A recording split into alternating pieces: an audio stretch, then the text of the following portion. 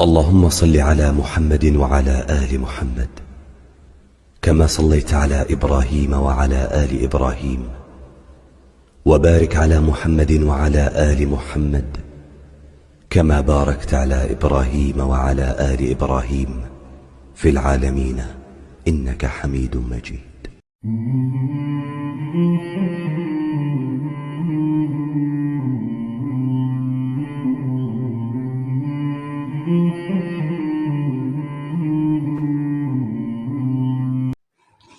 السلام علیکم ورحمۃ اللہ وبرکاتہ۔ نحمدہ ونصلی علی رسولہ الکریم، اما بعد فاعوذ باللہ من الشیطان الرجیم، بسم اللہ الرحمن الرحیم۔ رب اشرح لی صدری ویسر لی امری واحلل عقدۃ من لسانی یفقہوا قولی رب زدنی علما۔ سبحان ربک رب العزۃ عما یصفون والسلام علی المرسلین والحمد للہ رب العالمین۔ اللہم صلی علی محمد وعلی آل محمد کما صلیت علی ابراہیم وعلی آل ابراہیم انک حمید مجید۔ اللہم بارک علی محمد وعلی آل محمد کما بارکت علی ابراہیم وعلی آل ابراہیم انک حمید مجید۔ آج ہماری جو ایکسکلوسیو سیرہ سیریز ہے اس کا سیکنڈ ڈے ہے، اور گزشتہ روز ہماری جو بات تھی وہ حضرت بی بی ہاجرہ کی سبمیشن اور ان کے توکل پر اینڈ ہوئی تھی، اور آج ہم اسی کے سیکوینس میں آگے چلیں گے اور اسی سے آغاز کریں گے۔ ہمیں یہ سمجھ آ گئی ہے کہ پریشانی تو آتی ہے، اگر ہم توکل نہیں بھی کرتے تو آتی ہے، صبر نہیں بھی کرتے تو آتی ہے۔ اصل چیز کیا ہے کہ ہم کانسٹنٹلی آزمائے جا رہے ہوتے ہیں، خوف سے بھی، بھوک سے بھی، جان سے بھی، مال سے بھی، اور پھلوں کی کمی سے بھی، ہر لحاظ سے آزمائے جاتے ہیں۔ لیکن ان سب چیزوں میں امپورٹنٹ کیا ہے؟ ہمارا ریئیکشن، ہمارا رسپانس۔ لیکن اس صبر اور تحمل کی باقاعدہ مشق کرنی پڑتی ہے، اس کی ڈرل کرنی پڑتی ہے، اس کی پریکٹس کرنی پڑتی ہے ڈیلی بیسس پر۔ یہ جو اتنا بڑا کام ہوا نا، اتنا سب کچھ جو ہوا، حضرت ہاجرہ اتنا زیادہ بڑا توکل کیا، اتنا زیادہ صبر کیا، یہ سب چیزیں اپنے ایوری ڈے میٹر کے اندر جو ہمارے چھوٹے چھوٹے ہمارے ٹیسٹ آتے رہتے ہیں، ان کے اوپر توکل اور ان کے اوپر صبر سے ہماری یہ ڈرل ہوتی رہتی ہے ساتھ ساتھ۔ اگر ہم چھوٹے میٹر میں صبر نہیں کر سکتے نا، تو اتنے بڑے کام میں ہم سے صبر نہیں ہوگا، یہ ہو ہی نہیں سکتا۔ اب مورخین لکھتے ہیں کہ حضرت بی بی ہاجرہ کی ایک یہ قدردانی جو ہم دیکھتے ہیں کہ صحیح میں ہر لیول کا، ہر سٹیٹس کا بندہ بھاگ رہا ہے ان مقامات میں جہاں پر وہ بھاگی تھی، اور اللہ تعالیٰ نے کیسی قدردانی کی ہے۔ تو یہ کہتے ہیں کہ یہ قدردانی جو ہے یہ تو ان کی دنیا میں تھی، آخرت میں اللہ تعالیٰ نے ان کے لیے کیا سرپرائزز رکھے ہیں یہ ہمیں نہیں پتا۔ اللہ اکبر کبیرہ۔ جسٹ ایک ماں کی تڑپ اور اس توکل کی قدر و قیمت اللہ کے یہاں اتنی زیادہ ہے کہ وہ معاملہ چل رہا ہے۔ آزمائش جو چند دنوں کی تھی وہ اوور ہو گئی، لیکن قدردانی جاری ہے، ذکر خیر جاری ہے، ٹھیک ہے؟ تو آپ اور مجھے پریشان ہونے کی کیا ضرورت ہے؟ ہمارا توکل، اس توکل کو دیکھ کر بڑھ نہیں جانا چاہیے؟ یہ ہمارے پاس توکل کے آئیکنز ہیں جن کو دیکھ کر ہم نے توکل سیکھنا ہے۔ کل ہم نے زمزم کے پانی کی بات کی، زمزم کا پانی نکل آیا، اور اس کے بارے میں آپ صلی اللہ علیہ وسلم کی ایک حدیث بھی آتی ہے کہ آپ صلی اللہ علیہ وسلم فرمایا کہ اللہ تعالیٰ بی بی ہاجرہ پر رحم فرمائے، اگر وہ زمزم نہ کہتی، زمزم کا مطلب ہوتا ہے رک جانا، زمزم نہ کہتی تو آج یہ ایک بہتا دریا ہوتا۔ یعنی کہ اتنی، دیکھیں ایک جوش سے ایک چیز نکلی، خاص معجزہ ہے، اللہ تعالیٰ کی رحمت ہے، ٹھیک ہے؟ اور یہ بھی ایک فضل ہوا، اور حضرت حاجرہ نے اس کو زمزم کہہ دیا اور وہ وہیں پر کنفائنڈ ہو گیا۔ اور آپ دیکھیں کہ زمزم کے پانی کی ایک خاص بات یہ ہے کہ اس کا واٹر لیول تھوڑی سی دیر میں، یعنی اتنے لاکھوں لوگ ایک ٹائم پر یہاں سے پانی پی رہے ہوتے ہیں، لیکن water level with in minutes جو ہے اپنی سطح پر آ جاتا ہے. تو اب جب یہ کنواں یعنی یہ پانی یہاں سے نکل آیا تو پانی کو دیکھ کر پرندے آتے ہیں ڈیفینیٹلی. تو ایک قبیلہ تھا جرہم، وہ یہاں کر آباد ہوا. اچھا، ان ڈیٹیلز کو سٹارٹ کرنے سے پہلے میں ایک چھوٹی سی بات کہنا چاہوں گی، وہ یہ کہ جب ہم ایموشنل لیول پر ڈسکشن کر رہے ہوتے ہیں نا، تو ہمارا دل اور کیفیات میں ہوتا ہے. ہم بہت ایموشنلی اپنے آپ کو ایلیویٹڈ فیل کر رہے ہوتے ہیں، ہمیں بہت مزہ آ رہا ہوتا ہے چیزوں کو لے کے. جب فیکٹس اینڈ فگرز کی بات ہو رہی ہوتی ہے، ڈیٹیلز کی بات ہو رہی ہوتی ہے، جہاں پہ ہم نے نام یاد رکھنے ہیں، جہاں پر ہم نے قبیلے یاد رکھنے ہیں، جہاں پر کچھ تفصیلات کو یاد رکھنا ہے، تو ہمیں نا چیزیں تھوڑی سی ڈرائی لگنے لگ جاتی ہیں. وجہ کیا ہے کہ ہم ہمیشہ کمفرٹ زون میں رہنا چاہتے ہیں. دیکھیں، ہم اہل القرآن ہیں. قرآن کو سمجھنے کے لیے ہمیں بہت ضروری ہے کہ ہم سیرہ کو سمجھیں، اور سیرہ کو بھی سمجھنے کے لیے ہمیں یہ بہت ضروری ہے کہ ہم عرب کلچر کو سمجھیں، آپ صلی اللہ علیہ وسلم کی لینیج کو سمجھیں، کیونکہ بہت سارے سوال عرب کلچر کو سمجھ کے بھی ہمیں جو ہے نا بہت سارے کویسچنز ہمارے آنسرڈ ہو جائیں گے جب ہم ان ڈیٹیلز کو پڑھیں گے. اس لیے تھوڑے سے نام ہوں گے، تھوڑی سی چیزیں ہوں گی، لیکن میں چاہوں گی کہ آپ ان کو بہت اچھے سے انڈرسٹینڈ کریں، اٹینٹیو ہو کر بیٹھیں. آپ صلی اللہ علیہ وسلم کی مجلس کے آداب کو جو ہم نے کل ڈسکس کیا تھا اسے دوبارہ سے ریوائز کریں، اور چیزوں کو اپنے اوپن ہارٹ کے ساتھ لینا شروع کریں. اب ہوا یہ کہ جب یہ برڈز آئے پانی کو دیکھ کر، تو ایک قبیلہ تھا جرہم، یہ یمن سے تھا. یہ خانہ بدوش لوگ تھے. انہوں نے دور سے جب اتنی کھلے صحرا میں دور سے پرندے دیکھے تو انہیں سمجھ آ گئی کہ یہاں ضرور پانی ہے اور زندگی کے آثار ہیں. یہ آئے تو انہوں نے دیکھا کہ ایک عورت ہے، کہ بہت چھوٹا سا بچہ ہے، پانی ہے.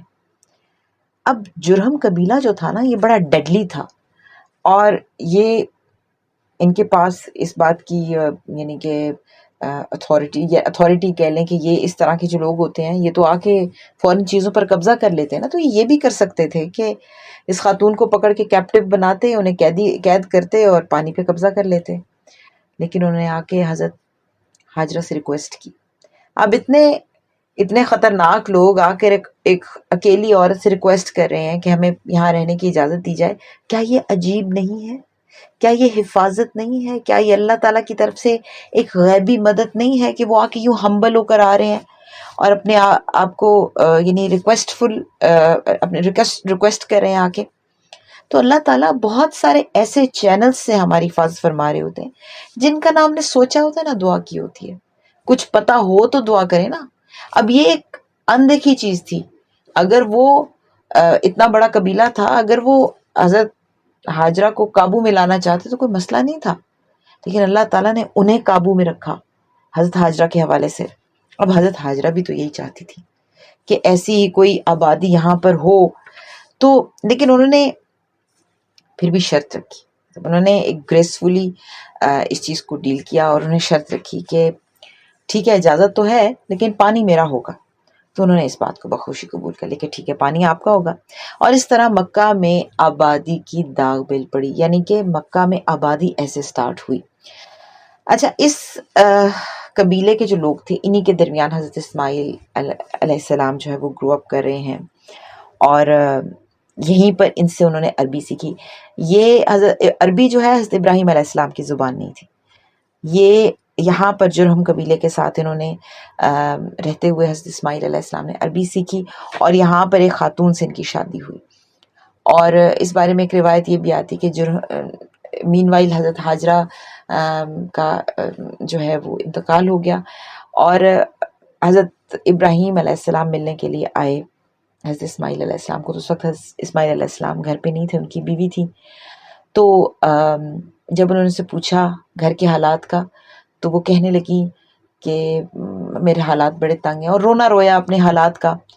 تو انہوں نے میسج چھوڑا اپنے بیٹے کے لیے حضرت ابراہیم علیہ السلام نے کہ اپنے اپنے شوہر سے کہنا اپنے گھر کی چوکھٹ بدل لے. تو جب یہ میسج ملا، دیکھیں جو انبیاء ہوتے ہیں نا یہ صاحب بصیرت ہوتے ہیں، تو جب یہ میسج ان کو ملا نا تو حضرت اسماعیل علیہ السلام نے اپنی بیوی کو طلاق دے دی. پھر ایک اور عورت سے شادی کی، وہاں کے جو ہے لیڈر تھا، اس کی بیٹی تھی. تو جب کچھ عرصے بعد دوبارہ حضرت ابراہیم علیہ السلام آئے تو انہوں نے دیکھا کہ حضرت اسماعیل علیہ السلام گھر پہ نہیں ہے، تو انہوں نے بیوی سے حالات دریافت کیے. تو بیوی نے کہا کہ اللہ کا شکر ہے، وہ مطلب راضی نظر آئی حالات پہ. تو انہوں نے میسج چھوڑا کہ اسماعیل سے کہنا کہ اپنی چوکھٹ قائم رکھے. تو یعنی کہ وہ بیوی اچھی تھی. تو بات یہ ہے کہ اس بیوی کے اندر سے پھر حضرت اسماعیل علیہ السلام کے 12 بیٹے ہوئے، اور پوری نسل جو ہے پورے عرب میں یہ پھیل گئی، پورے حجاز میں. بہرحال آگے چلتے ہیں. مکہ کی پولیٹیکل لیڈرشپ جو ہے یہ جرہم قبیلے کے پاس آ گئی، لیکن مذہبی رہنمائی جو ہے وہ اسماعیل علیہ السلام کے پاس تھی. ہم یہ لینیج کیوں ڈسکس کر رہے ہیں، حضور پاک صلی اللہ علیہ وسلم کا شجرہ کیوں ڈسکس کر رہے ہیں؟ کیونکہ بات جو ہے وہ حضرت ابراہیم علیہ السلام سے شروع ہوئی ہے، اور یہ دیکھنا تھا کہ زندگی یہاں پر کیسے شروع ہوئی مکہ میں. اور وقت گزرنے کے ساتھ ساتھ پھر کیا ہوا کہ جرہم قبیلہ جو ہے یہ کرپٹ ہو گیا، اور اوریجنل دین جو ہے وہ ختم ہو گیا. اب جرہم قبیلے کے اندر جب کرپشن آئی تو اوریجنل دین جو ہے وہ ختم ہو گیا. اب اللہ تعالیٰ نے ایک اور قبیلہ بھیجا، بنو خزاعہ، اور انہوں نے آ کر جرہم قبیلے کو کک آؤٹ کر دیا. آپ یہاں سے دیکھیں کہ جب انسان اپنی روٹس کو بھول جاتا ہے نا، دین کو چھوڑ دیتا ہے، تو لوگ اس پر مسلط ہونے لگتے ہیں. ہم دیکھ رہے ہیں کہ آج کل مسلمانوں پر ہر طرف سے لوگ چڑھتے چلے آ رہے ہیں. وجہ کیا ہے؟ ہم نے اپنے دین کی روٹس کو چھوڑ دیا، ہم نے اپنے دین کو چھوڑ دیا. اب ہوا یہ کہ جرہم کو جب کک آؤٹ کیا نا بنو خزاعہ نے، تو جاتے جاتے ایک کام کر گئے. انہوں نے کیا کیا کہ زمزم کے کنویں کو غائب کر دیا. اس میں اپنے کچھ قیمتی ساز و سامان ڈالا، اوپر سے پھر اس کو بند کر دیا، ٹھیک ہے، اس کو پاٹ دیا، اور وقتی طور پر زمزم صفحہ ہستی سے غائب ہو گیا، مطلب نظر ہی نہیں آتا تھا کہ کہاں گیا. اور دوسرا کام انہوں نے یہ کیا کہ اپنا جو قیمتی ساز و سامان تھا ساتھ، جو باقی تھا وہ ساتھ لے کر چلے گئے. اب بنو خزاعہ کے جرہم کے جانے کے بعد پولیٹیکلی بنو خزاعہ جو ہیں اقتدار میں آ گئے. ان کا ایک لیڈر تھا عمرو ابن لحی. اب یہ مذہبی اعتبار سے کعبہ کے اندر بہت ساری چینجز لائے، اور اس نے دین کو بہت زیادہ نقصان پہنچایا. اب حضرت اسماعیل علیہ السلام کی لینیج میں سے، ان کے شجرے میں سے، ان کی نسل میں سے ایک شخص قصی بن کلاب آتا ہے. یہ قریش کا ہیڈ تھا، اور اس نے بہت سارے ایسے کام کیے. سب سے بڑا کام اس نے سب سے پہلے کیا کہ بنو خزاعہ کو مکہ سے نکالا. بنو خزاعہ نے جرہم کو نکالا تھا، قصی نے آ کر بنو خزاعہ کو مکہ سے نکال دیا، ٹھیک ہے. اور پولیٹیکل اور ریلیجس لیڈرشپ حضرت اسماعیل علیہ السلام کے خاندان میں دوبارہ آ گئی. دونوں لیڈرشپس آ گئی. پہلے تو پولیٹیکل لیڈرشپ جو ہے وہ جرہم کے پاس تھی، پھر خزاعہ کے پاس آئی، یعنی سیاسی لیڈرشپ. اب یہ دونوں لیڈرشپس بنو اسماعیل میں آ گئی، حضرت اسماعیل علیہ السلام کے خاندان میں. تھوڑا سا ایک دفعہ ریوائز کیجئے. حضرت ہاجرہ کے پانی کو دیکھ کر جرہم قبیلہ یہاں پر آباد ہوا. حضرت اسماعیل کی شادی بھی جرہم قبیلے میں ہوئی علیہ السلام. پھر 2000 سال یہ وہاں رہا قبیلہ، یہ جرہم قبیلہ. اس کے بعد بنو خزاعہ نے آ کر جرہم کو کک آؤٹ کیا اور خود لیڈرشپ سنبھالی. بنو خزاعہ کو آ کر بنو اسماعیل میں سے ہی ایک جو تھا شخص، جو ہیڈ تھا قریش کا، قصی بن کلاب، اس نے آ کر جو ہے وہ خزاعہ کو کک آؤٹ کیا. اب قصی کون تھا؟ یہ بڑا ایک امپورٹنٹ جد ابجد ہے آپ صلی اللہ علیہ وسلم کے، اور اس سے ہمیں بہت ساری چیزوں کا پتہ چلے گا کہ خانہ کعبہ کا یعنی اتنے عرصے میں خانہ کعبہ کا جو ریلیجس سٹرکچر تھا یا مذہبی جو صورتحال تھی وہ کیا ہو گئی تھی. آپ یہ یاد رکھیں کہ خانہ کعبہ جو ہے ہمیشہ سے جو ہے ایک بڑا امپورٹنٹ مرکز رہا تھا دین کے اعتبار سے. اور جو عمرو بن لحی تھا اس نے آ کر وہاں پر بت پرستی کی ایجاد کی تھی. لیکن پہلے میں آپ کو قصی کے بارے میں بتانا شروع کروں گی. جب ہم یہاں کے عرب کے کلچر کو، کیونکہ ہم یہ لینیج پڑھ رہے ہیں نا، ابھی آپ کا شجرہ پڑھ رہے ہیں، تو جب ہم عرب کے کلچر کو تھوڑا سا ڈسکس کریں گے اس میں پھر عمرو بن لحی کی تھوڑی سی وضاحت کروں گی کہ اس نے کیا کیا نقصان پہنچایا تھا یہاں پر دینی اعتبار سے. اچھا، یہ جو قصی تھا یہ خانہ کعبہ کا متولی بن گیا، اور یہ قبیلہ قریش کا پہلا شخص تھا جو خانہ کعبہ کا متولی ہوا. متولی ہونے کا مطلب یہ ہوتا تھا کہ خانہ کعبہ کی کنجی اس کے پاس تھی، جب چاہتا کعبے کا دروازہ کھولتا اور جب چاہتا بند کر دیتا. یاد رکھیں خانہ کعبہ کے کنجی رکھنے والے بھی امپورٹنٹ تھے، آج بھی ہیں. یہ مختلف فیلڈز ہیں خانہ کعبہ کے، حجابہ ہے، لوایا ہے، سقایا ہے، رفادہ ہے. ٹھیک ہے، یہ سب چیزیں رسپانسبلٹیز ہیں. اس نے کیا کیا کہ سب سے پہلے اس نے قریش کو مکہ کے اندر لا کر آباد کیا. یہ مکہ کے آس پاس تھے قریش، اس نے مکہ کے اندر آ کر آباد کیا. قصی نے میزبانی کا طریقہ ایجاد کیا. وہ حج کے دنوں میں بڑے پیمانے پر کھانے تیار کراتا اور چمڑے کے بڑے بڑے لگن میں کھجور، شہد اور کشمش سے میٹھا شربت بنواتا اور حاجیوں کو پیش کرتا. پھر اس نے دار الندوہ بھی بنوایا تھا. دار الندوہ ایک پارلیمنٹ ہاؤس تھا، اور یہاں پہ یعنی ایک کائنڈ آف اسمبلی تھی جہاں پہ مشورے بھی ہوتے تھے اور شادی وغیرہ کی رسمیں بھی ہوتی تھی. مطلب ایک بڑا ایک کمپلیکس ہال قسم کی چیز تھی، ملٹی پرپز قسم کے اس میں ایکٹیویٹیز ہوتی تھی.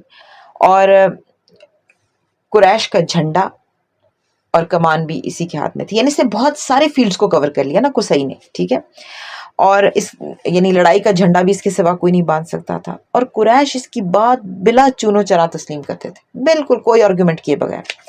حجابہ، جیسے میں نے بھی ورڈز یوز کیے، حجابہ کہتے ہیں خانہ کعبہ کا غلاف کو. غلاف کی رسپانسبلٹی یہ بڑی یعنی اس کی عزت کی بات سمجھی جاتی تھی. پھر لوا جو تھا وہ تھا جھنڈا بردار کون ہو. جھنڈا اٹھانا یہ بھی ایک بڑی عزت کی بات سمجھی جاتی تھی. سقایا کسے کہتے تھے؟ پانی پلانے کو. حاجیوں کو پانی پلانا باقاعدہ ایک ڈپارٹمنٹ تھا، ایک فیلڈ تھا جس کو لوگ لینا بڑے آنر سمجھتے تھے، بہت زیادہ آنر سمجھتے تھے. یہ باتیں آپ جان رہے ہیں کہ کتنی بڑی عزت کی بات تھی وہاں پر خانہ کعبہ کا متولی ہونا. یعنی یہ کوئی چھوٹی بات نہیں تھی، خانہ کعبہ کا متولی ہونا ایک بہت بڑا آنر تھا. اسی طرح رفادہ کھانا کھلانے کو کہتے ہیں. تو یہ سارے فیلڈز کمبائن ہو کر قصی کے پاس آ گئے. یعنی سارے رینکس جو ہیں وہ قصی کو مل گئے. چابیاں، پانی، کھانا، جھنڈا، غلاف، سب کچھ. اب جب قصی کا انتقال ہوتا ہے تو ایک یہ جو سارے فیلڈز ہیں نا یہ ڈسٹریبیوٹ ہو جاتے ہیں مختلف لوگوں کے اندر، یعنی مختلف خاندانوں کے اندر، ایک بندے کے پاس نہیں رہتا. اب قصی کا جو ایک بیٹا تھا عمرو کے پاس یہ کھانے کا فیلڈ تھا. یہ کیا کرتے تھے جو عمرو تھے، یہ ان کے پاس ایک کائنڈ آف ان کے پاس ہاسپٹیلٹی کا شعبہ تھا. یہ ہاسپٹیلٹی ہے نا، کھانا اور پینا. تو انہوں نے کیا کیا کہ یہ خاص قسم کا سوپ ہوتا تھا جو حاجیوں کو پیش کیا جاتا تھا. انہوں نے ایک نیا آئیڈیا انٹروڈیوس کرایا کہ اس سوپ کے اندر، اس شوربے کے اندر روٹی کے چھوٹے چھوٹے ٹکڑوں کو بھگو کر ایک کائنڈ آف سرید بنا دیا جاتا تھا اور وہ حاجیوں کو پیش کیا جاتا تھا. یعنی اس میں اور انوویشنز لائی گئیں. تو حشم کہتے ہیں جیسے گوشت کے شوربے کے اندر نا روٹی کو بھگو کر کھلانا والا، تو یہاں سے ان کا نام ہاشم پڑ گیا، عمرو کا نام ہاشم پڑ گیا. ٹھیک ہے، تو اس کا مطلب ہے کہ ہم آپ صلی اللہ علیہ وسلم کو ہاشمی بھی کہتے ہیں نا، یہ آپ کے پردادا تھے. اب ہم آپ صلی اللہ علیہ وسلم کے پردادا تک پہنچ گئے ہیں. اور یہ جو ہیں یہ بڑے یعنی انہوں نے بڑے انوویشنز لائے، وہاں پر اصلاحات بہت زیادہ کی. قریش کیونکہ تجارت پیشہ تھے تو ہاشم نے ان کے جاڑے میں یمن اور گرمی میں شام کا تجارتی سفر منظم کیا، اور اس بات کا ذکر آپ سورۃ قریش میں بھی پڑھیں گے۔ تو آپ کو اب یہاں سے سمجھ آنی شروع ہو رہی ہے کہ ہمیں سیرہ کو سیکھنا قرآن کو سمجھنے کے لیے کتنا ضروری ہے۔ آپ کو یہ سمجھ آئے گی کہ خانہ کعبہ کتنا سینسیٹیو پوائنٹ تھا ان لوگوں کے لیے، اور پھر اس کے بعد یہ جو جاڑے میں اور گرمی میں سفر کے ارینجمنٹس جو اللہ تعالیٰ نے ان کے لیے آسان کر دیے تھے، ان کو یہ کتنے ضروری تھے۔ تو انہوں نے کیا کیا ہاشم نے، کہ انہوں نے جاڑے میں یمن کی طرف یہ لوگ سفر کرتے تھے اور گرمی میں یہ شام کی طرف سفر کرتے تھے۔ ان سارے یعنی جو جرنیز تھے، یہ ساری جو ٹریولنگ ایریاز تھے، یعنی جو جہاں پر سفر کیا جاتا تھا، یہ راستے ان کو منظم کیا، ٹھیک ہے۔ اور پھر دوسری بات یہ کہ دونوں ملکوں کے ذمہ داروں سے ضمانتیں لی۔ یہ کام حکومت کی ہوتے ہیں کہ جیسے آپ ایک جگہ سے دوسری جگہ جب موو کرتے ہیں تو وہاں پر اگلی حکومت آپ کو ضمانت دیتی ہے، آپ کو آپ کے جان و مال کی ضمانت دے رہی ہوتی ہے۔ یہ چیزیں بہت ضروری ہوتی ہیں جو کہ ہاشم نے کی۔ یہ قصی کے بیٹے عمر ان کا نام، ان کی کنیت جو ہے وہ ہاشم تھی۔ اچھا، ہاشم ایک بار جو ہے وہ تجارت کے لیے شام جا رہے تھے، تو رستے میں یثرب سے ان کا گزر ہوا، مدینہ سے، اور وہاں بنو عدی بن نجار کی خاتون سلمہ، ان سے انہوں نے شادی کر لی۔ ان سے جب شادی کی نا تو کچھ عرصہ یہاں ٹھہرے، پھر آگے چلے اور فلسطین کے شہر غزہ میں جا کر ان کا انتقال ہو گیا۔ جب یہ وہاں سے نکلے تھے نا یثرب سے، یعنی کہ مدینہ سے، تو اس وقت سلمہ جو ہے وہ ایکسپیکٹ کر رہی تھی۔ بعد میں جو بچہ پیدا ہوا نا، اس بچے کے بالوں میں، جو بچہ پیدا ہوا پیدائش کے وقت، اس بچے کے بالوں میں نا سفیدی تھی، ایسے گرے ہیئرڈ بچہ تھا، تھوڑے سے بال سفید تھے، تو ان کا نام شیبہ رکھ دیا گیا۔ شیبہ کہتے ہیں بوڑھے آدمی کو۔ آپ کو پتہ ہے عرب میں اس طرح سے بہت زیادہ چیزوں کو دیکھ کر ریلیونٹ نام رکھے جاتے تھے۔ اب یہ بچہ مدینے میں پرورش پا رہا ہے۔ مکے میں ہاشم کے بھائیوں، ان کے خاندان والوں کو اس بچے کا علم نہیں تھا، لیکن جب یہ بچہ 8 سال کا ہوتا ہے تو ہاشم کے بھائی مطلب کو پتہ چلتا ہے کہ ہمارا ایک بچہ یثرب میں پل رہا ہے۔ اب مطلب آتے ہیں مدینہ اور وہ آ کے سلمہ سے کہتے ہیں کہ یہ ہمارا بچہ ہے، آپ ہمیں دے دیں۔ وہ ان کو دینے سے انکار کرتی ہیں، ڈیفینیٹلی 8 سال کا ہو چکا تھا بچہ۔ تو انہوں نے بتایا کہ ہمارا خاندان کیا ہے، یہ آپ اب اندازہ آپ کو قریش کی ویلیو کا ہو رہا ہے قصی کے وقت سے، کہ قریش کتنا بڑی ایک فیملی تھی، بڑا ایک بہت بڑا خاندان، بہت بڑا قبیلہ، اور اس کی کیا ویلیو تھی۔ لوگ بالکل نو نہیں کر سکتے تھے ان کے آگے، کیونکہ ان کے پاس پورے یعنی کعبہ اور اس کے ایریے کی رسپانسبلٹیز انہوں نے سنبھالی تھیں۔ پھر ہاشم نے جو اصلاحات کی، اس وجہ سے بھی ایک بڑی عزت بن گئی اس خاندان کی، خاص طور پہ ہاشمی خاندان کی اور بھی زیادہ ہو گئی۔ تو یہ جو مطلب ہیں یہ لے کر شیبہ کو ادھر آ گئے۔ اب جب یہ مکہ آئے تو شیبہ کو لوگوں نے دیکھا تو انہوں نے سمجھا کہ شاید مطلب کوئی غلام خرید کر لائے ہیں۔ غلام کو کے لیے اس وقت عبد کا استعمال، عبد کا ورڈ یوز ہوتا تھا، تو اس وجہ سے شیبہ جو ہے وہ عبد المطلب کے نام سے مشہور ہو گئے، ٹھیک ہے۔ یعنی تھے انہی کی نسل سے، غلام تو نہیں تھے، لیکن لوگوں میں بعد میں پتہ چل بھی گیا کہ یہ ہاشمی خاندان سے ہی ہے، لیکن پھر بھی لوگوں میں یہ جو ہے وہ مشہور ہو گیا کہ یہ عبد المطلب ہے۔ اب عبد المطلب جو ہے یہ بہت خوبصورت اور عظیم انسان تھے، ان کے دور میں ان جیسا اور کوئی نہیں تھا، اور قریش کے سردار اور مکہ کے قافلہ تجارت کے بھی ذمہ دار ہوتے تھے۔ اتنا جود و سخا تھا کہ ان کا لقب فیاض تھا، اور ان کا یعنی ان کے دسترخوان پہ غریب مسکین تو کھاتے ہی تھے، اور پھر اس کے بعد چڑیوں اور جانوروں کو بھی بہت وسیع پیمانے پر کھانا کھلایا جاتا تھا، ٹھیک ہے۔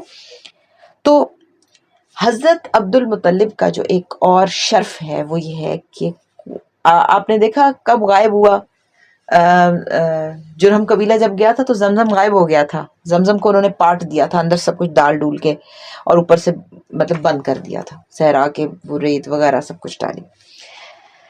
اب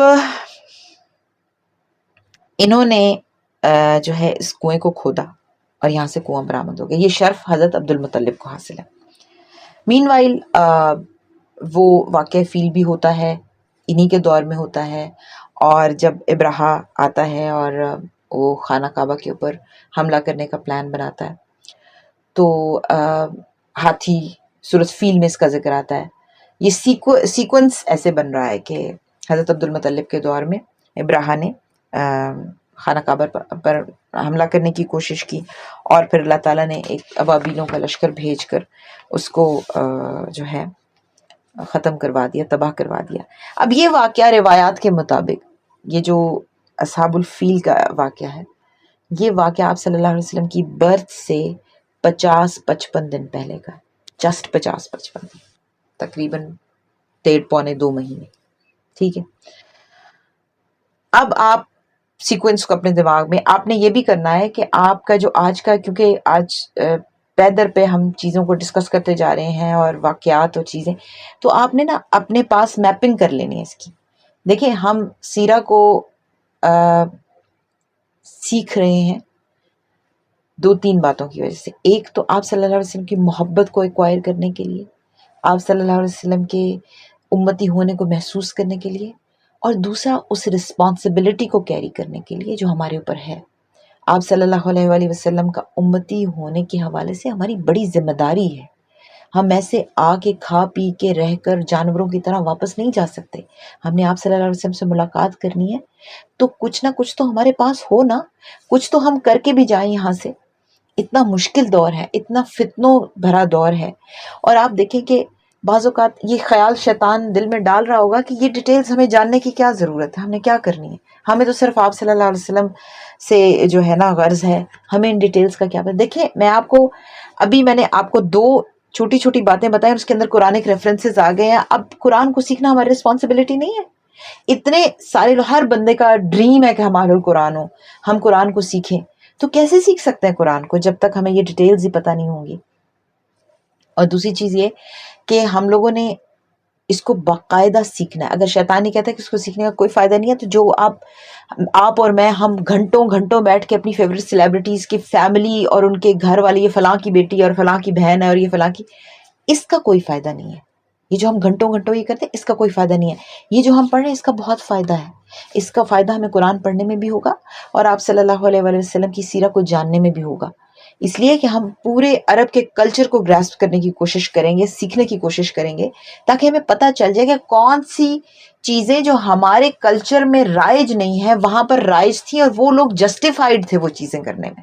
ہمیں کچھ واقعات کی آپ کو تو شاید سمجھ آ جاتی ہوگی، مجھے نہیں آتی تھی سمجھ ان چیزوں کی، کہ یہ جو مطلب میں اس بات پہ حیران ہوتی تھی کہ یہ لوگ جو کافر تھے اور آپ صلی اللہ علیہ وسلم کے دشمن تھے، پھر آپ کو نقصان کیوں نہیں پہنچا سکتے تھے؟ اب آپ کو پتہ چل رہا ہے کہ آپ صلی اللہ علیہ وسلم کو کچھ کہنا، حضرت ابو طالب کا رول کیا تھا، حضرت عبد المطلب کے نیچے جو اولاد تھی، ان کی نسل تھی، اس کے اندر اس خاندان کی ویلیو کیا تھی کہ عام عرب ہاتھ بھی نہیں لگا سکتے تھے، کیا ویلیو تھی، اس کا جاننا بہت زیادہ ضروری ہے. بہت سارے سوال ہیں جو یہاں پر آنسر ہوں گے.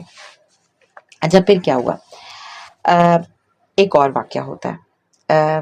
عبد المطلب کے جو ہیں وہ بہت سارے بیٹے تھے، اور آپ صلی اللہ علیہ وسلم کے والد عبداللہ جو ہیں وہ بہت خوبصورت، پاک دامن اور چہیتے بیٹے تھے.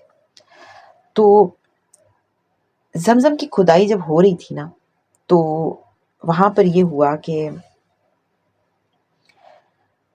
نشانات جب کنویں کے برآمد ہوئے نا، تو قریش نے بھی عبد المطلب کے ساتھ شرکت کرنا چاہی، لیکن اس بات پر جھگڑا ہو گیا.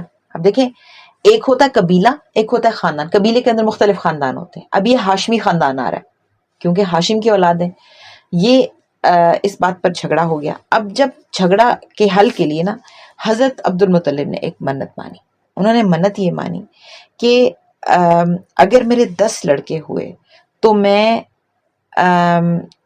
اللہ کی راہ میں ایک کو ذبح کر دوں گا. یہ انہوں نے منت مانی. ٹھیک ہے. اب اللہ کا کرنا ایسا ہوا کہ مراد پوری ہو گئی. اب مراد نظریں پوری کرنے کا بھی ایک وہاں کا پورا ایک کلچر تھا نا، جو یعنی ان کے کلچر میں بھی کچھ نارمز تھے. اب انہوں نے چونکہ منت مان لی تھی تو 10 لڑکوں کے درمیان قرعہ ڈلا تو نام حضرت عبداللہ کا نکل آئے، پھر قرعہ ڈلا، پھر نکل آئے۔ اب جب حضرت عبد المطلب ان کو خانہ کعبہ کے پاس لے گئے تو وہ یہ لاڈلے بھی تھے حضرت عبداللہ، تو قریش نے روک دیا۔ حضرت عبداللہ کے بھائی اور ماموں سخت آڑے آئے، انہوں نے کہا نہیں، ہم اپنے بھائیوں نے کہا ہم اپنے بھائی کو، اور ماموں جو تھے انہوں نے کہا کہ نہیں، ہم تو نہیں مطلب کرنے دیں گے، بالکل نہیں کرنے دیں گے آپ کو۔ بالآخر یہ فیصلہ ہوا کہ ان کے فدیے میں 100 اونٹ ذبح کیے جائیں، 100 اونٹ، ٹھیک ہے۔ اس لیے ایسا ہی ہوا، حضرت عبداللہ جو ہیں وہ بچا لیے گئے۔ آپ صلی اللہ علیہ وآلہ وسلم کو 2 ذبیحوں کی اولاد بھی کہا جاتا ہے۔ کیوں؟ ایک حضرت اسماعیل علیہ السلام، جن کی جگہ پر اللہ تعالیٰ نے مینڈھا بھیج کے، جنت سے مینڈھا بھیجا اور وہ قربان ہوا اور حضرت اسماعیل علیہ السلام بچا لیے گئے۔ پھر حضرت عبداللہ کہ ان کے مقابلے میں 100 اونٹ دیے گئے اور پھر ان کو ذبح سے بچا لیا گیا۔ اس لیے آپ صلی اللہ علیہ وسلم کو 2 ذبیحوں کی اولاد بھی کہا جاتا ہے، ٹھیک ہے۔ اچھا، پھر حضرت عبداللہ کی شادی آمنہ بنت وہب سے ہوئی، جو اس وقت قریش کی سب سے بلند پایہ خاتون تھی۔ اب آپ صلی اللہ علیہ وسلم کی فیملی لینیج، جو آپ کا لینیج آ رہا ہے، اس کا پتہ لگ رہا ہے، ٹھیک ہے۔ اور کچھ عرصے بعد عبد المطلب نے حضرت عبداللہ کو تجارت کے سلسلے میں مدینہ یا شام بھیجا، اور واپسی پر مدینہ میں ان کا انتقال ہو گیا، ٹھیک ہے۔ اور یہاں پر آپ دفن کر دیے گئے، اور اس وقت تک ابھی جو ہے آپ صلی اللہ علیہ وسلم پیدا نہیں ہوئے تھے۔ اب ہمارے جو آج کا سیشن ہے، اس کا سیکنڈ پارٹ ہم تھوڑا سا دیکھیں گے، جو کہ ہم پہلے بھی بات کر رہے تھے کہ عرب کے اندر کیا کلچر تھا، ان کی ہیبٹس کیا تھی۔ کویسچن یہ ہے کہ وائی عرب ہی کیوں؟ عرب ہی کے اندر کیوں اللہ تعالیٰ نے دین اتارا، ٹھیک ہے؟ کیوں اللہ تعالیٰ نے اس وقت پرشین امپائر، رومن امپائر، اتنے زیادہ سپر پاورز تھیں، اللہ تعالیٰ نے عرب کو ہی کیوں سلیکٹ کیا؟ اس وقت تو یہ بہت گاڈ فور سیکن کنٹری ہوا کرتا تھا، کوئی لائبریری نہیں تھی، اور لوگ ان پر حملہ کرنا بھی اپنی توہین سمجھتے تھے، یعنی ان پر حملہ کرنا بھی پسند نہیں کرتے تھے۔ وہ کہتے تھے کہ اپنے مقابلے اور اپنے پائے کے بندے کے اوپر حملہ کریں، اب یہ عربوں کے اوپر کیا حملہ کرنا۔ لیکن اللہ تعالیٰ نے یہاں پر اپنا دین اور اپنا آخری نبی بھیجا، تو کوئی بات تو ہوگی نا، کچھ چیزیں تو ان کے اندر ایسی ہوں گی جس کی وجہ سے یہاں پر آپ صلی اللہ علیہ وسلم کو مبعوث فرمایا گیا۔ سب سے پہلے یہ دیکھیے کہ ایسی سرزمین جس کی بنیاد انبیاء نے ڈالی، یعنی کہ حضرت ابراہیم علیہ السلام اور حضرت اسماعیل علیہ السلام، جو کہ یکسو تھے، حضرت ابراہیم علیہ السلام کی بات کریں، وہ حنیف تھے، وہاں شرک آیا کیسے؟ وہاں کیسے شرک آیا؟ اور اس سے ہم یہ بھی سیکھیں گے کہ شرک کیسے آ جاتا ہے۔ یہ ہمارے گھروں میں بھی ایسے آ سکتا ہے، ہمارے دلوں میں بھی ایسے آ سکتا ہے، اور آپ اور میں، ہم لوگوں کی جو پونجی ہے نا زندگی کی، وہ ایمان ہی ہے، کچھ ساتھ نہیں جانا، صرف ایمان جائے گا، اور ہمیں اللہ تعالیٰ سے ایمان کامل کی دعا کرنی چاہیے۔ تو بات یہ ہے کہ حضرت اسماعیل علیہ السلام کے دعوت و تبلیغ کے نتیجے میں دین ابراہیمی کے پیرو تھے عام باشندگان عرب، یعنی کہ جو پھیلا پھر دین، کیونکہ حضرت اسماعیل علیہ السلام کے بیٹے پوری حجاز میں پھیل گئے، تو اس طرح سے عرب میں دین کا کانسیپٹ جو ہے وہ پھیلا، اور ان کے ذہن میں یہ تھا کہ صرف اللہ کی عبادت کرنی ہے، توحید پر کاربند رہنا ہے۔ لیکن وقت گزرنے کے ساتھ ساتھ ہم پہ شیطان کب حملہ کرتا ہے؟ جب ہم دین کی تعلیمات سے دور ہوتے ہیں۔ آپ یاد رکھیں کہ جب آپ دین کو سمجھ رہے ہیں، دین کو سیکھ رہے ہیں، دین کے بارے میں جانتے ہیں، تو شیطان کے لیے آپ ایک مشکل پروجیکٹ ہوتے ہیں، ٹھیک ہے، کیونکہ آپ کو ہر قدم پہ پتہ لگ رہا ہوتا ہے کہ شیطان کا مکر و فریب ہے، میں نے ادھر نہیں جانا، ادھر جانا ہے، آپ کو روٹس پتہ ہوتے ہیں، آپ کو راستے معلوم ہوتے ہیں۔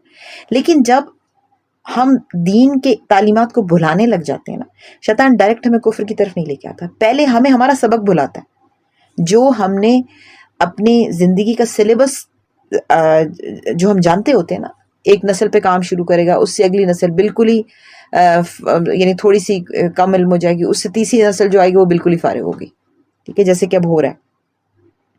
تو وقت گزرنے کے ساتھ ساتھ جب جیسے انہوں نے اپنا درس و نصیحت بلایا، اور اس کا بھول جانے کا ایک اور فیکٹر یہ ہوتا ہے کہ ہم بالکل ہی کنیکٹڈ نہیں رہتے۔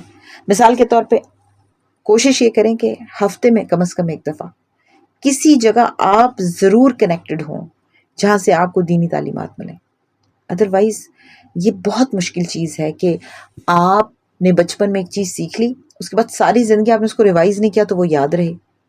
ہمارے فوکس چینج ہو جاتے ہیں، فوکس ہٹ جاتے ہیں، کچھ بھی ہمیں یاد نہیں رہتا، تھوڑے سے عرصے میں اور چیزیں اوپر سے اوورلیپ کرتی جاتی ہیں اور ہم پچھلی چیزوں کو بھولتے جاتے ہیں۔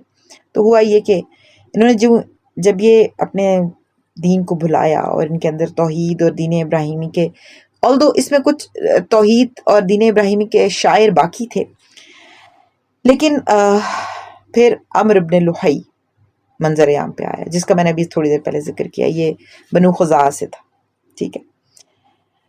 اچھا، اب اس کی نشو نما جو ہے نا عمرو بن لحی کی، بڑی نیکوکاری، صدقہ و خیرات، دینی امور میں گہری دلچسپی، اور لوگوں کی نظر میں بڑی محبت سے دیکھا جاتا تھا، اس کی بڑی ویلیو تھی، ٹھیک ہے۔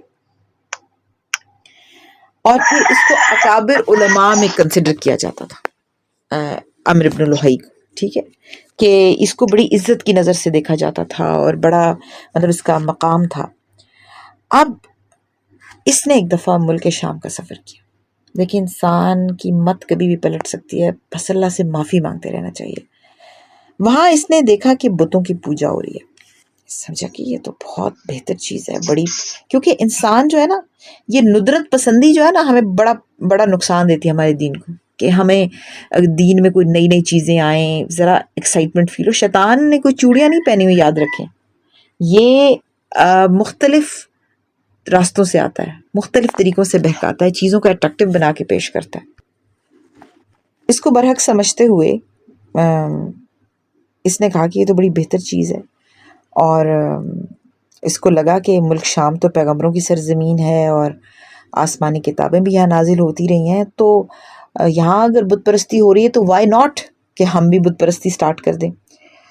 تو یہ حبل نام کا ایک بت وہاں سے لے آیا اور اسے آ کے خانہ کعبہ کے اندر نصب کر دیا اور اہل مکہ کو شرک کی دعوت دے دی۔ اب ہوتا یہ ہے کہ یہ کام اگر کوئی انفلوئنشل بندہ کر دے نا تو لوگ بھاگم بھاگ اس کی بلائنڈ فالوئنگ شروع کر دیتے، خاص طور پہ اگر وہ دینی اعتبار سے بھی بڑا اسٹرانگ ہو۔ اب آپ کو پتہ ہے کہ عمرو بن لحی جو ہے بڑا ایک عزت کی نظر سے دیکھا جاتا تھا، نیکوکار فیملی سے اس کا تعلق تھا، اس کی بڑی اس کو اولیاء میں اور اکابر علماء میں کاؤنٹ کیا جاتا تھا۔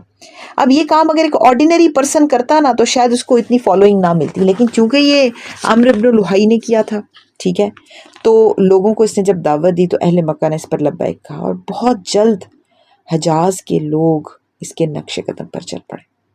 اور حالانکہ وہ بیت اللہ کے والی تھے، متولی تھے، وہاں کا سارا انتظام و انصرام ان کے ہاتھ میں تھا، دور دور سے لوگ حج کے لیے آتے تھے، ٹھیک ہے۔ تو اس طرح سے اہل عرب میں بت پرستی سٹارٹ ہو گئی۔ اب یہ اپنے آپ کو دین ابراہیمی کے اوپر ہی سمجھتے تھے، لیکن اس بت پرستی کی وجہ سے بہت ساری چیزیں ان کے اندر ایڈ ہونے لگی۔ آگے ہم بدعات کے جب ڈسکشن پڑھیں گے بدعات کیا تھیں ادھر، تو اس میں ہم اس پہ مزید بات کریں گے۔ اب اس کا نقصان یہ ہو کہ اب آہستہ آہستہ معاشرہ جو کرپشن کی طرف آ رہا ہے، عرب معاشرہ کرپشن کی طرف آ رہا ہے۔ آپ صلی اللہ علیہ وسلم کی حدیث ہے کہ سب سے پہلا شخص جو جہنم میں بھیجا جا رہا ہے وہ عمرو بن لحی ہے، اور میں یہ دیکھ رہا ہوں کہ یہ جہنم میں اپنی آنتوں کے سمیت گھسیٹا جا رہا ہے اس خباثت کی وجہ سے جو وہ لے کر آیا تھا۔ کون سی خباثت؟ بت پرستی، چھوٹی بات نہیں تھی۔ اب جب اگلے سال حجاج آئے تو وہاں بت دیکھے۔ اب ظاہر ہے آپ اتنی دور سے ٹریول کر کے آتے ہیں، اور جب آپ دیکھتے ہیں کہ جو عبادت کا گڑھ ہے وہاں پر یہ کام ہو رہا ہے تو آپ سمجھتے ہیں یہی دین ہے۔ اب یہاں سے پورے حجاز میں بت پرستی سٹارٹ ہوگی۔ اب قریش نے اس چیز کے اندر ایک بزنس اپرچونٹی بھی دیکھی، انہیں لگا کہ یہاں پہ ہمارے لیے بزنس اپرچونٹی بھی ہے۔ یہ کوشچن تھا سب کا کہ بھئی خانہ کعبہ کو تو چلو ہم اپنے گھروں میں نہیں لے کے جا سکتے، اتنی دور سے ہم آتے ہیں، تو خانہ کعبہ کو ہم گھروں میں نہیں لے جا سکتے، تو کیا یہ جو بت ہیں ان کو ہم لے جا سکتے ہیں؟ تو کہا گیا کہ ہاں ہاں کیوں نہیں لے جا سکتے، ہاں بس میڈ ان مکہ ہونے چاہیے۔ اب جب میڈ ان مکہ والے بت فروخت ہونے لگے اور چیزیں اور سائڈ پہ نکل گئی تو بزنس بڑھنے لگا، بزنس اپرچونیٹیز اور زیادہ نکلنے لگی، لوگوں کا یہ باقاعدہ ایک یہ کام شروع ہو گیا۔ اب ہوا یہ کہ ہر قبیلہ اپنے لیے ایک بت لے جاتا تھا، ٹھیک ہے، اور جیسے شروع میں ہوتا تھا نا، جب ٹی وی آیا تھا نا تو پورے محلے میں نا ایک گھر میں ٹی وی ہوتا تھا، سارے محلے کے بچے جو ہیں وہ اس گھر میں جا کر ٹی وی دیکھتے تھے۔ پھر آہستہ آہستہ یہ ہوا کہ محلے کے ہر گھر میں ٹی وی ہو گیا، پھر وقت گزرا تو ہر گھر کے ہر کمرے میں ٹی وی تھا، ٹھیک ہے، اور اب وہ وقت آ گیا ہے کہ ہر بندے کے جیب میں 2 ٹی وی ہیں، ایک نہیں 2 ٹی وی ہیں۔ اس طریقے سے ان لوگوں کے گھروں پہلے وہ دور سے آتے تھے، ان بتوں کی زیارت کرتے تھے، ٹھیک ہے، اب وہ پورٹیبل بت بننے شروع ہو گئے، چھوٹے سے بت وہ پاکٹس میں ساتھ رکھتے تھے، سفر میں ساتھ رکھتے تھے۔ ایک بلکہ اس حوالے سے ایک صحابی کا واقعہ بھی ہے کہ اسلام لانے کے بعد نا وہ اپنے جاہلیت کے دور کو یاد کر رہے تھے، ایک دفعہ بیٹھ کے اور ہنستے بھی تھے اور روتے بھی تھے۔ تو کسی نے پوچھا تو کہنے لگے کہ دور جاہلیت کے ایک سفر میں نا میں اپنا خدا ساتھ لے جانا بھول گیا، تو جب راستے میں مجھے دعا اور عبادت کی ضرورت پیش آئی تو میں نے میرا خدا تو میرے ساتھ نہیں تھا، میں گھر بھول گیا تھا اس کو، تو میں نے یوں کیا کہ اپنی کھجوریں نکالیں جو میں 7 زادے راہ کے طور پر لے کر گیا تھا، ان میں سے ساری گٹھلیاں نکال کے ان کھجوروں کو اکٹھا کر کے اور میں نے نا ایک خدا بنایا اور پھر میں نے اس کو سامنے رکھ کے اس کی عبادت کر لی۔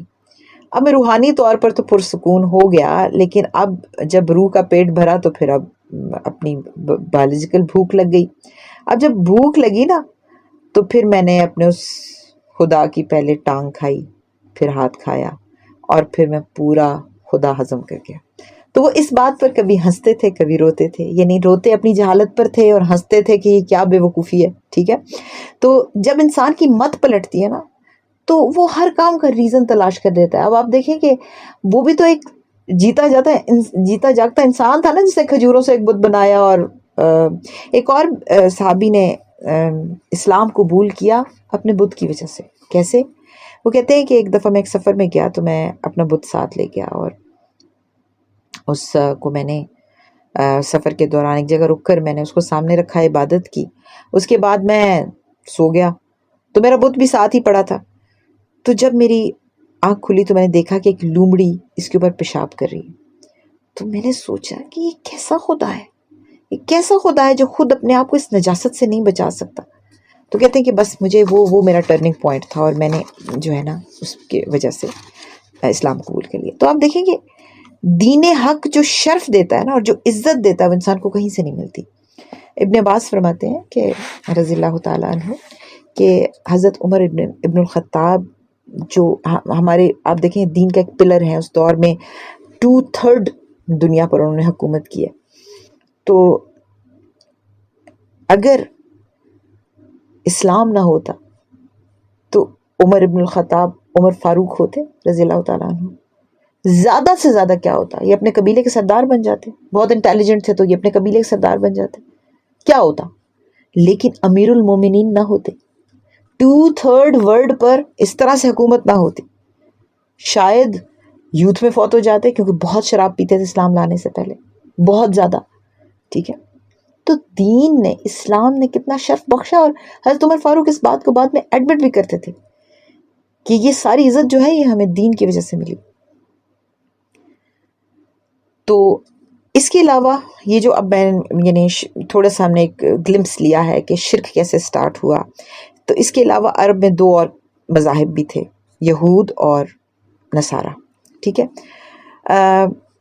یہودی جو تھے یہ فلسطین میں رومیوں کے حملے کے بعد نا ادھر ادھر جب تتر بتر ہوئے نا تو انہوں نے ڈسپرس ہونے کے بعد زیادہ تر کچھ یہودی آ کے نا یہ یثرب میں انہوں نے آ کے ٹھہر گئے تھے، یعنی یہاں پر آ کر رہائش اختیار کری تھی، کیونکہ انہوں نے اپنی کتابوں میں آخری نبی کے آنے کی جو نشانیاں پڑھی تھی نا وہ یثرب کے لینڈسکیپ سے بہت میچ کرتی تھی، مطلب اتنی واضح نشانی تھی، اور انہوں نے کتنی اچھی اچھی کر کے اپنی کتابیں پڑھی تھی. میں اس چیز سے بھی بڑی امپریس ہوتی ہوں کہ انہوں نے اپنی کتابیں اتنے غور سے پڑھی ہوئی تھیں کہ ان کو ہر نشانی سمجھ میں آتی تھی. ہم بھی تو قرآن پڑھتے ہیں، ہمیں کیوں نہیں ایسی چیزیں پتہ چلتی؟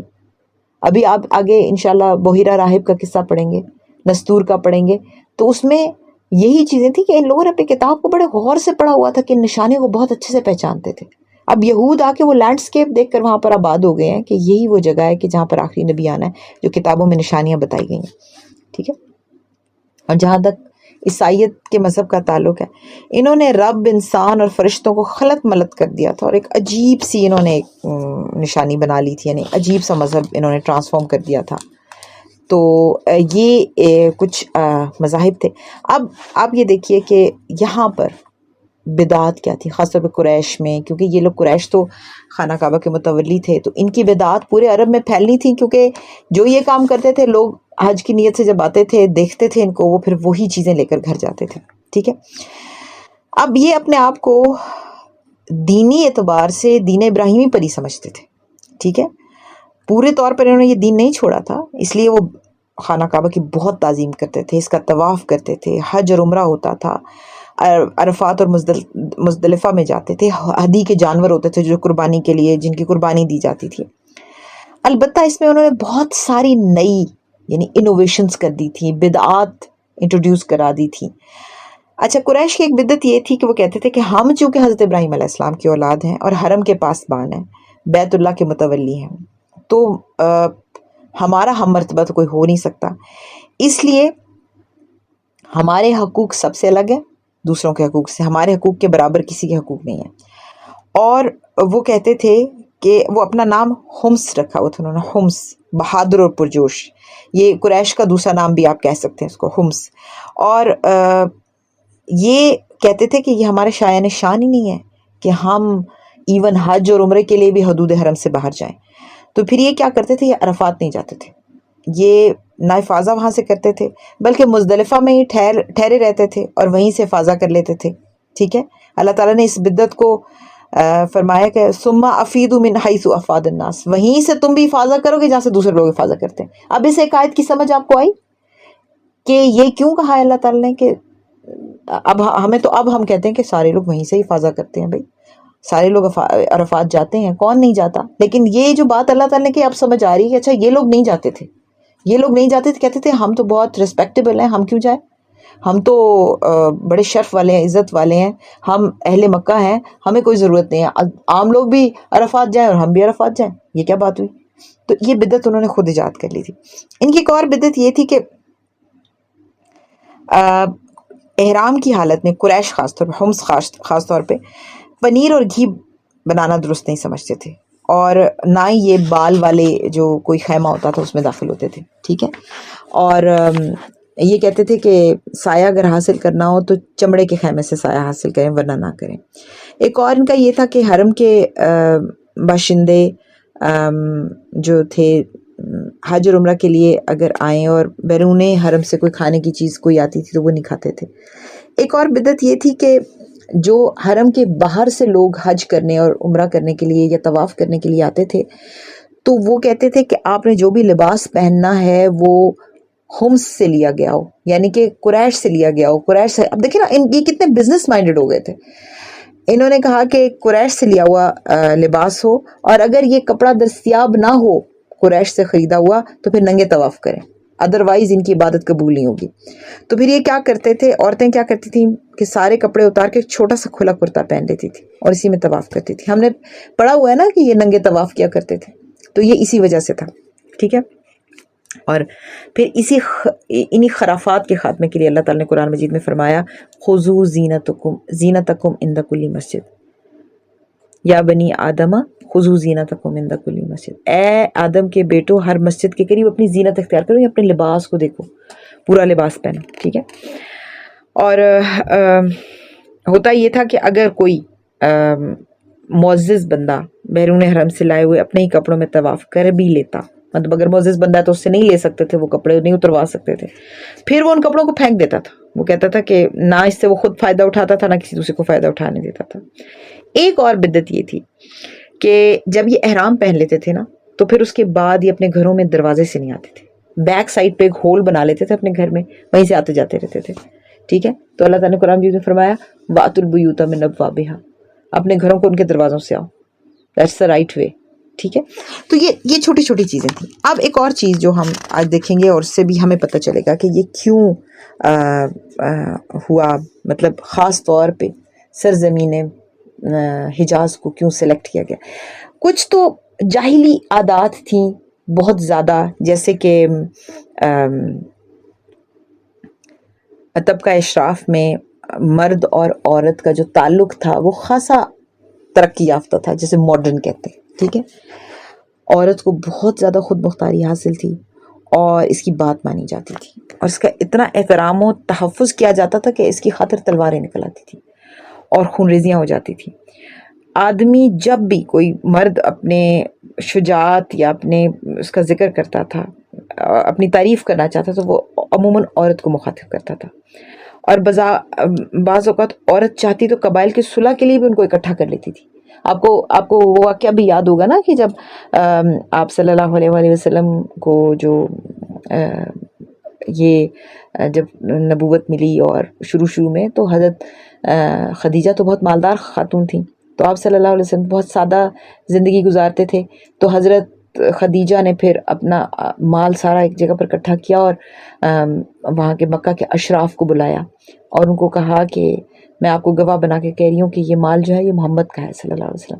مطلب کہنے کا یہ کہ اس طرح عورتیں بلاتی تھیں اشراف کو اور وہ آ جاتے تھے. ٹھیک ہے، یہ ایک عزت عورت کو دی ہوتی تھی، یعنی عورتوں کا بھی ایک عزت والا مقام وہاں پہ ہوتا تھا.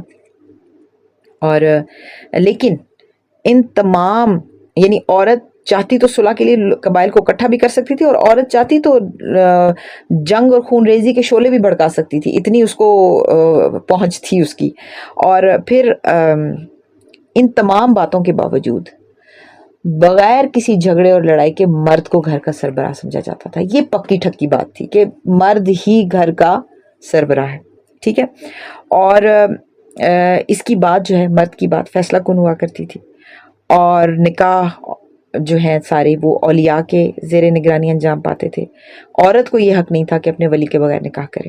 ہاں، البتہ نکاح کی اور دوسری صورتیں کچھ وہاں پر ایسے سسٹمز تھے جو نکاح کی یعنی جاہلیت کے ہوا کرتے تھے، کہ جیسے اگر ایک مرد چاہتا تھا کہ میرا بچہ بہت باکمال پیدا ہو تو وہ اپنی بیوی کو کہتا کہ تم فلاں مرد کے ساتھ تم اپنا ریلیشن شپ قائم کرو، اور پھر خود الگ ہو جاتا تھا. اور پھر وہ عورت جب امید سے ہوتی تھی تو پھر وہ اس کے پاس آ جاتا تھا، اس کے خیال ہوتا تھا کہ ہمارا بچہ بہت باکمال پیدا ہوگا. اسی طریقے سے کچھ جو پروسٹیٹیوٹس تھیں انہوں نے اپنے گھروں کے آگے جھنڈیاں لگائی ہوتی تھیں، اور جب ان کے یہاں کوئی ولادت ہوتی تھی تو پھر وہ جس کے نام سے اس بچے کو منسوب کر دیتی تھیں وہ بچہ اسی کا ہی کہلاتا تھا. یہ بہت جاہلانہ کچھ رسمیں تھیں جو وہاں پر تھیں. اچھا، کچھ چیزیں جو اچھی ان کے اندر تھیں، جو بہت زیادہ ہمیں یعنی سیکھنے اور سمجھنے میں آئیں گی، ان کے اخلاقی طور پر وہ کیسے تھے کہ اگر ان کے جو یعنی ان کے اندر جو عقل سلیم کچھ تو، جیسے آپ دیکھیں، اب جیسے ہم نے یہ کچھ پڑھے نکاح کی کیفیات اور یہ چیزیں یا بت پرستی وغیرہ وغیرہ، اس کے علاوہ ان کی کیا چیز تھی، جود و سخا بہت زیادہ تھا، بہت چیریٹی کرتے تھے. یہ ایک ایسا وصف تھا جس میں یہ ایک دوسرے سے سبقت کرتے تھے، ایک دوسرے سے آگے نکلنے کی کوشش کرتے تھے، اور ایک دوسرے پر فخر بھی کرتے تھے. اور حالت یہ تھی کہ سخت سردی اور بھوک کی کیفیت میں اگر کسی گھر کوئی مہمان آ جاتا تھا نا، اور اس کے پاس اپنی ایک اونٹنی کے سوا کچھ بھی نہیں ہوتا تھا، ٹھیک ہے، تو وہ ایک مہمان کی خاطر اونٹنی گرا دیتا تھا، اس کو ذبح کر کے اس کو کھانا پیش کرتا تھا. ٹھیک ہے، اور اگر وہ اونٹنی اس کے کنبے کا واحد ذریعہ روزگار بھی ہوتی تو بھی وہ ایسے ہی کرتا تھا. ٹھیک ہے، اس پر سخاوت کا جوش چڑھتا اور مہمان کے لیے اونٹنی ذبح کر دیتا تھا. اور اس کا یعنی اس کرم اور جود و سخا کا نتیجہ یہ تھا کہ وہ بڑی بڑی دیت اور مالی ذمہ داریاں اٹھا لیتے تھے، اور اس طرح سے انسانوں کو یعنی بربادی اور خون ریزی سے بچا کر دیت دے دیتے تھے نا. یعنی خون ریزی سے ظاہر دیت جب ہوتی ہے تو پھر بندہ تو بچ جاتا ہے نا، اس کو تو یعنی قتل سے بچا لیا جاتا ہے دیت. تو دیت دے کر دوسرے رئیسوں اور سرداروں کے مقابلے میں فخر کیا کرتے تھے کہ ہم نے انسانیت کو بچا لیا. ٹھیک ہے. اچھا پھر شراب کیوں پیتے تھے؟ شراب کے پینے کا بھی ان کے ایک پوائنٹ آف ویو تھا ان کا. ٹھیک ہے. جسے آج کل ہمارے نئی نسل POV کہتی ہے. ہاں تو POV کیا تھا ان کا کہ وہ شراب کو بذات خود فخر کی چیز نہیں سمجھتے تھے. ان کا پوائنٹ آف ویو یہ تھا کہ شراب جو ہے نا یہ جود و سخا کو آسان کر دیتی ہے، کہ نشے کی حالت میں مال لٹانا انسان کی طبیعت پر گراں نہیں گزرتا. ٹھیک ہے. تو اس لیے یہ لوگ انگور کے درخت کو کرم اور انگور کی شراب کو بنت الکرم کہتے تھے. کیوں؟ اس لیے کہ وہ یہ کہتے تھے کہ جب ہم شراب پی لیتے ہیں تو ہم مال لٹاتے ہوئے نا پھر سوچتے نہیں ہیں. ٹھیک ہے. یعنی سینسز جو کام نہیں کر رہے ہوتے، پھر کوئی ٹینشن بھی نہیں ہوتی. تو اس کرم کا نتیجہ یہ تھا کہ وہ جوا بھی کھیلتے تھے. ٹھیک ہے. خیال یہ تھا کہ یہ بھی سخاوت کی یہ راستہ ہے. ٹھیک ہے. کیونکہ اس سے نفع حاصل ہوتا تھا، اور نفع حاصل ہونے کے بعد جو کچھ بچ جاتا تھا وہ مسکینوں کو دے دیتے تھے، غریبوں مسکینوں کو دے دیتے تھے. ٹھیک ہے. اس لیے اللہ تعالیٰ نے قرآن میں جو پہلی آیت نازل کی شراب کی حرمت کے حوالے سے، اس میں جوئے اور شراب کے نفع سے انکار نہیں کیا. اللہ تعالیٰ نے فرمایا وَإِثْمُهُمَا أَكْبَرُ مِن نَفْعِهِمَا، کہ ان کا گناہ جو ہے ان کے نفع سے زیادہ ہے، ان کا نقصان جو ہے وہ اس کے نفع سے بڑھ کر ہے. اس کا مطلب ہے نفع تھا، یہ لوگ سمجھتے تھے کہ نفع ہے. ٹھیک ہے. ایک اور چیز جو بڑی اسٹرانگ تھی ان کے اندر بہت زیادہ، ایفائے عہد. یہ وعدہ پورا کرتے تھے بھائی، چاہے جاہل تھے، چاہے بت پرست تھے، چاہے شراب خور تھے، کچھ بھی تھے، جواری تھے، وعدہ نہیں توڑتے تھے. یہ بڑی اسٹرانگ چیز تھی ان کے اندر. اور عہد کو وہ ایسے ان کے نزدیک تھا جیسے دین کو بندہ چمٹ جاتا نا، یہ عہد کو ایسے چمٹتے تھے. ٹھیک ہے. اور اگر اپنے وعدے کو نبھانے کے لیے انہیں اپنی اولاد قربان کرنی پڑتی، گھر بار قربان کرنا پڑتا، وہ سب کچھ کر سکتے تھے لیکن اپنے وعدے سے نہیں پھرتے تھے. یہ ان کے لیے بڑی انسلٹنگ بات تھی. پھر خودداری اور عزت، یہ پھر اسی کے ساتھ کنیکٹ کر جاتی ہے نا. خودداری اور عزت نفس بہت تھی.